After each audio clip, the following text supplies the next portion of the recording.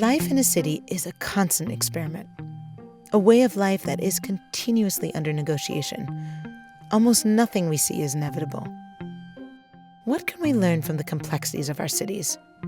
And what changes are we willing to make for the greater public good? One of the ways that we begin to solve the transportation problem is that at least countries like the United States could learn from some of the European countries, where one of the things they've learned is to change what I call the order of planning. In countries like the United States, the first thing we do is we try to optimize the transportation system for the automobile, expand the freeways, widen the roads, try to get as much capacity for automobiles in the system. It makes a lot more sense to change the order of planning, where first thing you do is you optimize a transit network. So where do the stations need to go? What rights of way do you need to connect them? And how do you make that work? The role of the federal government has traditionally been to provide 80% of the capital for major transportation projects and to allow states to own and operate those projects. But the federal government's role should instead be to incentivize states to raise revenues, to spend on transportation, to invest on transportation, to operate their systems more efficiently, and to do the politically challenging things that are the most innovative and the most likely to result in actual improvements in transportation. The metrics we use to evaluate transportation investment at the federal level are, did you spend this money on the mode of transportation that we told you to spend it on? That's the metric. The metric should be, did you spend this money in a way that improves economic output, improves safety, reduces emissions? Those are the types of things we want to see evaluated, but we're not evaluating them. So there has to be a wholesale change at the federal level with respect to how the system is operated. At the state and local level, what you see is people who are working for these state departments of transportation and for transit agencies tend to be people who are focused on construction and focused on building and not focused on operations.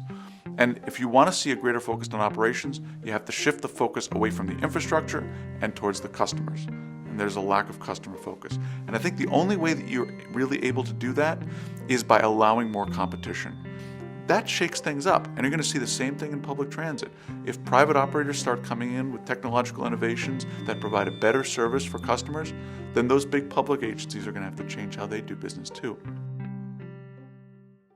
Having more people who are focused on improvement, who can have those two opposing ideas in their mind, that is really what we need in terms of pushing change, because it has to be people who understand that regulation can cut down on innovation, but regulation can also help with adoption.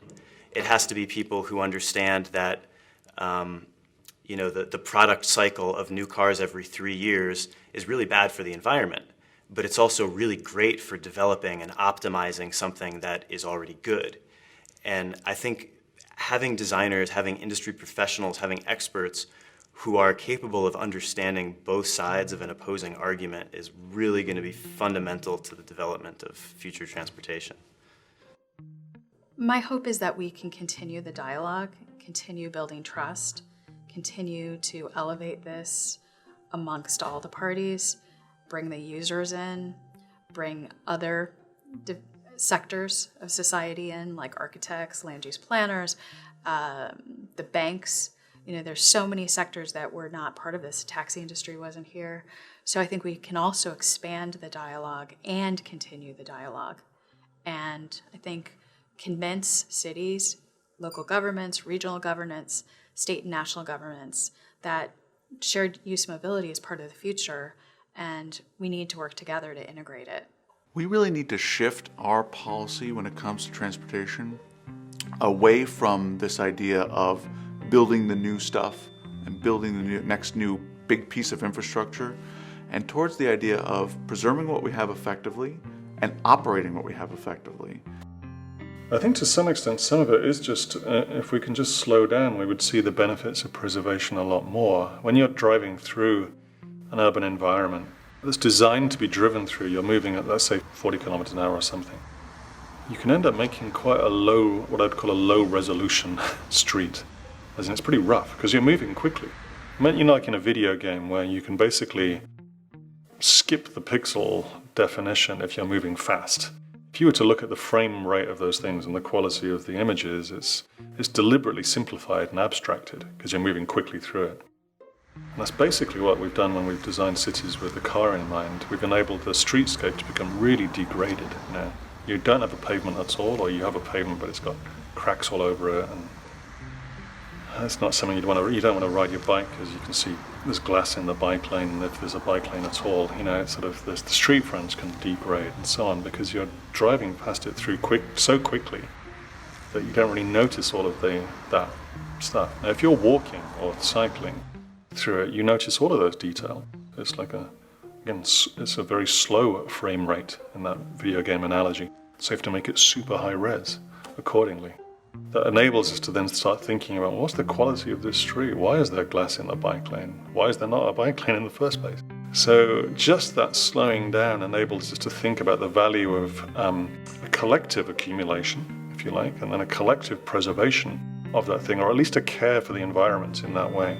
If we put a lot more care into it, we get better environment, better quality, we get more productive streetscapes, we get more playful, joyful streetscapes. You get, again, places for kids, places for elders, and so on, all simultaneously. There are opportunities with leadership and with the recognition by the public of the need for this kind of investment that could really make a difference. And I think that the arrival of new technologies like Lyft does not absolve our government of the need to make investments in infrastructure, and it doesn't make transit obsolete. In order to really change the behaviors and change the way we move, it needs to be a collaboration between cities and private actors like us. We can come up with the solutions, but if we don't get support from the cities, like these environmental zones or help with parking of vehicles or such, it's going to be really hard to make this a long-term solution. And that's when you can see a very powerful relationship between community-level decision-making and then city-level decision-making, with the kind of sort of things that cities can do, like a metro system or coordinate transport across a city. And then the kind of thing a community can do, which is figure out what to do with the street outside its window. Both of those systems need to be spinning at the same quality and dynamic and working with each other in this very joined-up way. For instance, how the city of Copenhagen procured a city-wide bike-sharing service. They did that in a way where they branded it and communicated that service as a common good for the entire city. They called it by the name of the city. So the entire idea of the experience was that this is something we share together. And it was just very interesting to see how concrete results they saw just from that other way of communicating the service. They got less bikes being thrown around. They were better taken care of. People actually thought about them more as something that mattered to them collectively and than just a service to use and not care about. This moment of innovation in transportation is a very important one for the future of public transit.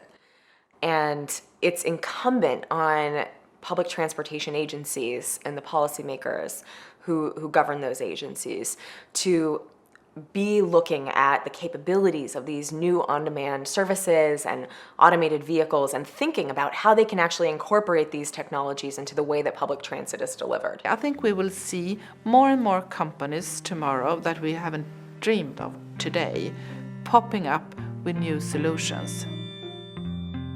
The challenge here is, how can we manage to make it possible to think new, act new, within regulation, and not stop the innovation because we have to think of legislation first. Transforming into sustainable solutions is actually the key to staying competitive and the key driver for innovation at this moment.